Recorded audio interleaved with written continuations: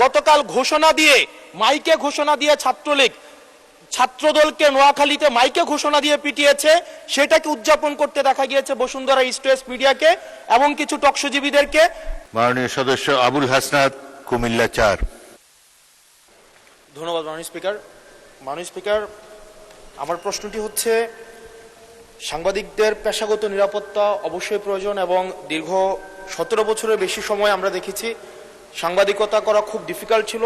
সেই সময়েও ঠিক সেই সময়টিতেও অনেক পেশাদার সাংবাদিক তারা পেশাদারি দায়িত্ব পালন করে গিয়েছে।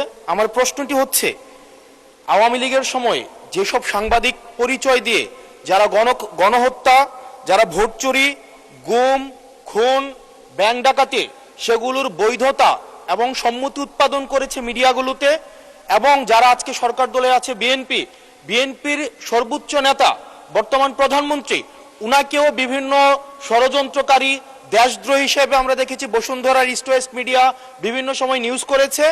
এবং আজকে যারা বিএনপি এবং জামাত আছে আমাদের এই সংসদে, তাদেরকেও বিভিন্ন সময় তাদেরকে হত্যা করার সম্মতি উৎপাদন করেছে কিছু মিডিয়া এবং কিছু নামদারি সাংবাদিক।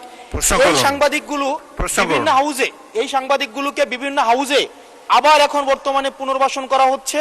এই জুলাইয়ের পরে এখন টিভি থেকে জুলাইয়ের পক্ষের যারা সাংবাদিক ছিল তাদেরকে বের করে দেওয়া হয়েছে, সময় টিভিকে দখল করা হয়েছে।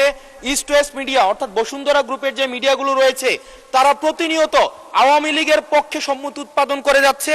দুর্দান্ত সব ফিচার নিয়ে এলো ক্যাপ্টেন ভিক্টর বাইক। এতে রয়েছে শক্তিশালী রিচার্জেবল ব্যাটারি, ব্লুটুথ এবং exciting music. Captain Victor bike, আনন্দে বাড়ুক শৈশব। গতকাল ঘোষণা দিয়ে মাইকে ঘোষণা দিয়ে ছাত্রলীগ ছাত্রদলকে নোয়াখালীতে মাইকে ঘোষণা দিয়ে পিটিয়েছে, সেটাকে উদযাপন করতে দেখা গিয়েছে বসুন্ধরা ইস্ট ওয়েস্ট মিডিয়াকে এবং কিছু টকশোজীবীদেরকে। আমার মাননীয় মন্ত্রীর কাছে প্রশ্নটি হচ্ছে, এইসব যারা এই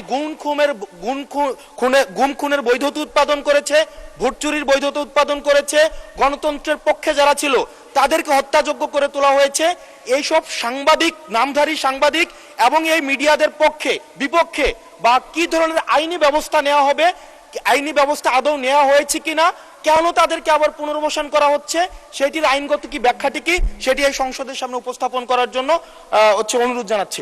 ধন্যবাদ। মাননীয় মন্ত্রী, কি ব্যবস্থা নিচ্ছেন এইসব সাংবাদিকদের বিরুদ্ধে সেটি জানতে যাচ্ছি। মাননীয় স্পিকার, আপনাকে ধন্যবাদ। Our friend and opposition member একটি প্রশ্ন করলেন না, কয়টি প্রশ্ন করলেন, আমরা সেই ট্র্যাকটা হারিয়ে ফেলেছি। আমরা একটি কথা বলতে চাই, গণমাধ্যমের স্বাধীনতা রয়েছে, তবে দেশের প্রচলিত আইন অনুযায়ী সকল যারা এই গণতন্ত্র সমুন্নত রাখার বিপক্ষে কাজ করবে, গণতন্ত্র ধূলিসাৎ করার কাজ করবে, কোনো সন্ত্রাসের কাজ করবে, সে যেই হোক, সে আইনের ঊর্ধ্বে না, তার বিরুদ্ধে প্রচলিত আইনে ব্যবস্থা নেওয়া হবে। সেটি যেই সাংবাদিক হোক, আর আমাদের পলিটিশিয়ান, বিজনেসম্যান, চাকরিজীবী আইনের ঊর্ধ্বে তো কেউই না।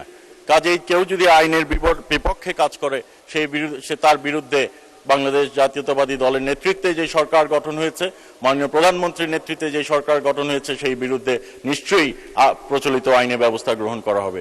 ধন্যবাদ মাননীয় স্পিকার।